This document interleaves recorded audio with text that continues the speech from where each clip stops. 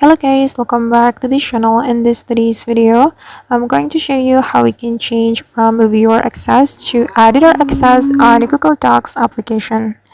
Okay, let's get into it. First thing first, we can open our Google Docs application.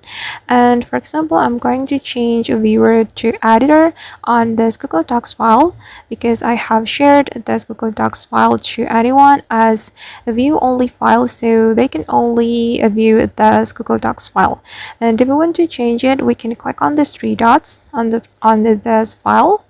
Then we can click on the manage access, and as you can see right here, anyone on the internet with the link can view this file. And we're going to change the access from viewer to editor. We just need to select viewer right here, and then you can select editor. So after you change the access from viewer to editor, they can edit your Google Docs file.